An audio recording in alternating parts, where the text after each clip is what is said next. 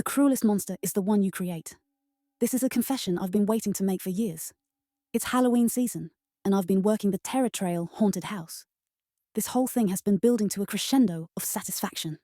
Back in elementary school, I was the fat, quiet kid, an easy target. My two bullies, Mark and Kevin, made life a living hell. They'd convinced me to get into an old closet in the abandoned house behind the school, telling me it was a secret hideout. I was trapped for hours until the principal happened to hear me yelling. The entire school found out, and for years they called me Monster in the Closet. It was the worst kind of bullying, the kind that stuck. I moved away, and later heard the building was torn down, with a new haunted house opening on the property. Fate seemed to have a sense of humor. Fast forwarding, I'm an adult with a vivid memory.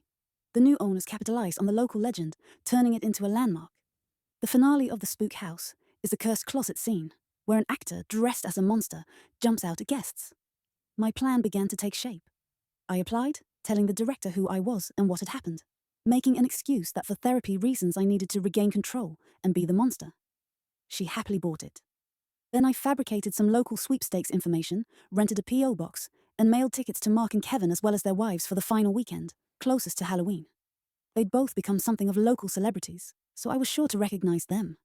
Then came the big night. Mark and Kevin's group approached my scene. I could hear them laughing and joking on a small screen with a camera to the hall, ready for my cue. I waited until they were all crammed into the tiny closet, surrounded by fake cobwebs and skeletons. I moved close and said in a loud whisper, "Remember when you left me in here?" A cold silence descended. I could hear their breathing and the shuffling of uncomfortable feet. Then, slowly, I reached out in the dark, with night vision glasses on, and put my hand on Mark's shoulder, feeling him flinch. The cold dread coiled tighter. I leaned in, whispering loudly to my other bully, "Kevin, did you forget about me?" The terror was beautiful. They scrambled for the door, their panicked screams and frantic shoves revealing them as the cowards they were. They finally burst out after nearly 20 seconds of frantic fear, leaving their wives behind.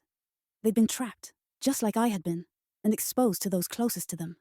I could still hear them screaming as they fled the house, their wives following in shamed silence.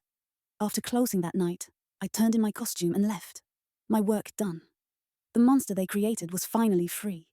A week later, a local paper ran a rumor about the haunted house being genuinely haunted after two men had to be escorted out. I smiled to myself, realizing I'd not only terrified my bullies, but made their shame part of the very legend that had tormented me. The best revenge isn't a scream, it's a whisper from the darkness.